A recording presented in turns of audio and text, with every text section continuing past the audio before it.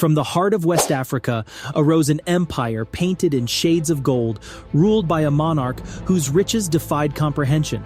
Mansa Musa, the 14th century sovereign of the Mali Empire, amassed a fortune so vast that modern economists struggle to quantify it.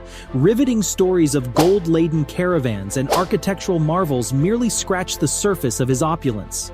This video endeavors to unravel the enigma of Mansa Musa, focusing on his unparalleled wealth, the avenues through which he expended it, and the legacy that continues to captivate historians and economists alike. Welcome to the luminous world of the Golden Empire. In the sun-kissed landscapes of West Africa, where the Mali Empire reigned, the ground concealed veins of incalculable wealth. While the empire was replete with valuable resources like salt and agricultural produce, it was gold that constituted the backbone of Mansa Musa's staggering wealth. The empire's dominion included the bountiful regions of Bambouk and Bur, known for their abundant gold mines. For years, these mines were Mali's best-kept secret, concealed even from neighboring kingdoms. Gold extracted from these mines was traditionally measured in units called mud, and reports suggest that at its peak, the Mali Empire produced upwards of half the world's gold. Imagine a realm so flush with this precious metal that it was used in everything from coinage to artistry, and even in building constructions. Beyond its borders, the gold was the linchpin of flourishing trade relationships, particularly with North African states and beyond to the Middle East. The Saharan trade routes were like golden arteries, pulsating with activity and bringing prosperity to the empire. This gold not only established Mansa Musa as the richest man of his era, but also laid the financial groundwork for the Mali Empire's advancements in various fields. It was the golden key that unlocked the empire's potential, setting the stage for Mansa Musa's reign to be more than just a chapter in a history book. While gold shimmered at the forefront of Mansa Musa's wealth, it was far from being the sole asset in the Mali Empire's treasure trove. Salt was another cornerstone, with its significance going beyond mere culinary applications. It was vital for preserving food and for its medicinal properties. The empire's salt mines, mainly concentrated in the northern regions, acted as a counterpart to the southern gold mines, balancing the empire's economic standing. Agriculture served as another pillar supporting the empire's prosperity. Fertile lands along the Niger River cultivated staples such as millet, rice, and sorghum. The river itself teemed with fish, providing a vital source of protein for the populace. These agricultural yields were not merely for sustenance, but also played a role in trade, particularly in exchanges for other goods like textiles and spices. Livestock farming also constituted a notable asset. Herds of cattle, sheep, and goats roamed the grasslands, generating products like milk, meat, and hides. Livestock, especially cattle, often served as indicators of wealth and were integral to the social fabric of the Mali Empire. Trade partnerships further diversified the asset portfolio. With well-established trade networks traversing the Sahara, Mansa Musa gained access to markets where he could exchange gold for commodities that were scarce in his empire, including fine textiles and scholarly manuscripts. The tale of Mansa Musa is incomplete without recounting his legendary pilgrimage to Mecca, a journey that thrust him and his empire into the limelight of global consciousness. Undertaken in 1324, this pilgrimage was unlike any before or since. The caravan that accompanied the king was monumental, consisting of thousands of subjects, guards, heralds, entertainers, camels, and an estimated 15 tons of gold. The procession was so grand that it became folklore, a mythical display of wealth and power. However, the journey wasn't merely an ostentatious display, it had profound political and economic ramifications. The pilgrimage route passed through cities like Cairo, where Mansa Musa distributed gold so liberally that he inadvertently caused a form of inflation known as the Cairo gold crash.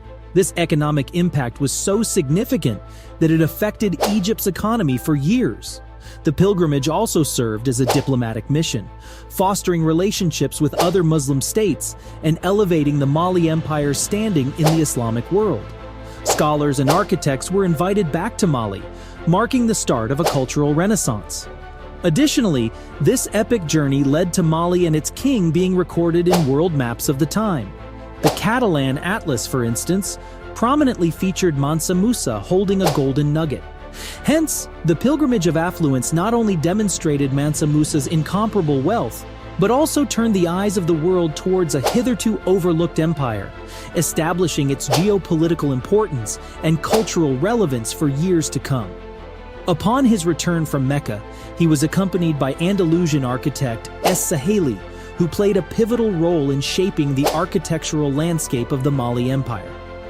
Among the most renowned structures is the Djinguereber Mosque in Timbuktu, an edifice of adobe and wooden outgrowths that stands to this day as a symbol of the Mali Empire's grandeur. Musa's architectural ambitions were not confined to religious structures. He commissioned palaces and fortified cities, transforming the empire into a nerve center of Islamic art and architecture. These structures became focal points for cultural exchange, attracting craftsmen and artisans from far and wide. Education was another domain where Musa's riches bore fruit. Timbuktu turned into a beacon for scholars under his patronage. Not just a marketplace for physical goods, the city became a marketplace for ideas. Manuscript libraries were established, and scholars from various parts of the Islamic world flocked to this burgeoning center of learning. Mansa Musa's wealth had a gravitational pull that extended beyond simply Mali. It had an impact on other economies that is still felt today. The most immediate economic impact was seen in the trade routes crossing the Sahara. As gold from Mali started to saturate markets, it became a stabilizing economic force. Cities like Cairo, Mecca, and Medina experienced an influx of Malian gold, facilitating further development and expansion. Additionally, the Mali Empire's control over valuable salt mines had a ripple effect on the surrounding economies. Salt, vital for food preservation and medicinal purposes, was traded across the Sahara, sometimes in a direct exchange for gold. This trade contributed to a network of economic interdependencies among African states and beyond. Further afield, Mansa Musa's wealth and the subsequent tales of his affluence attracted European interest in West Africa. The allure of Malian gold was one among many factors that later spurred exploration and, unfortunately, exploitation of the continent. Thus, the wealth of Mansa Musa acted like a stone cast into the pool of the world's economies, creating ripples that extended far beyond the Mali Empire's borders, leaving both beneficial and challenging imprints on various economies across continents. Musa's unmatched wealth served as the sinew and bone of a solid administrative framework, rather than just adding glittering touches to his dominion. One of the most enduring aspects was the reinforcement of centralized governance. With abundant resources at his disposal, Mansa Musa was able to install competent administrators, known as pharaohs, to manage different regions of the empire. These individuals were often paid handsomely, ensuring their loyalty and dedication to effective governance. Another significant stride was in the realm of justice and law enforcement. Legal institutions became more elaborate, and the establishment of well-resourced courts was a priority. Jurists and scholars versed in Islamic law were appointed, contributing to a fair and consistent legal system. He also invested in military strength, understanding that wealth could attract not just admirers, but also adversaries. Armed forces were equipped with advanced weaponry, and fortifications were built to protect economic hotspots like gold mines and trade centers. Furthermore, the wealth allowed for large-scale public works projects aimed at improving infrastructure. Roads were constructed, not just to facilitate trade, but to ensure rapid military mobilization. Storage facilities were erected for surplus grain, safeguarding against famine and strengthening food security. Wealth, in Mansa Musa's hands, was not a static treasure but a dynamic force that infiltrated every layer of governance, enabling him to rule with efficacy and vision.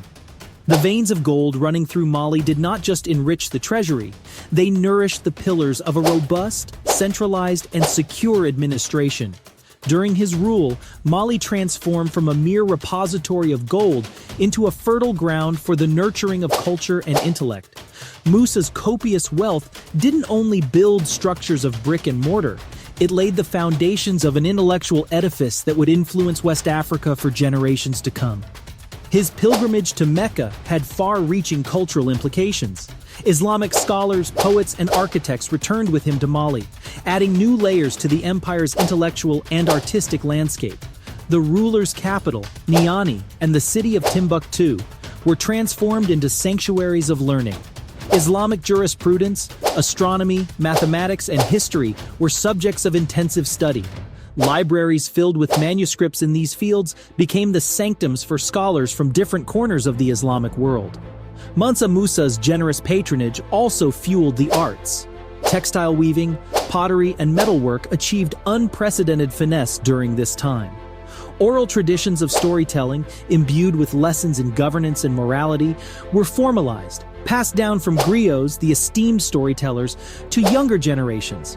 Through careful allocation of his wealth, Mansa Musa nurtured a cultural milieu that was both eclectic and deeply rooted in the empire's traditions.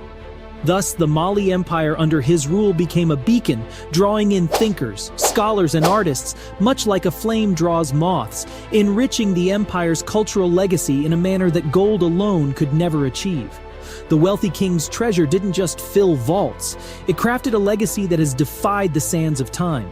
The architectural marvels he commissioned stand as cultural landmarks, while the intellectual pursuits he funded have had a long-lasting impact on African scholarship. His wealth allowed him to extend Mali's influence globally, affecting economies and geopolitics far beyond his borders.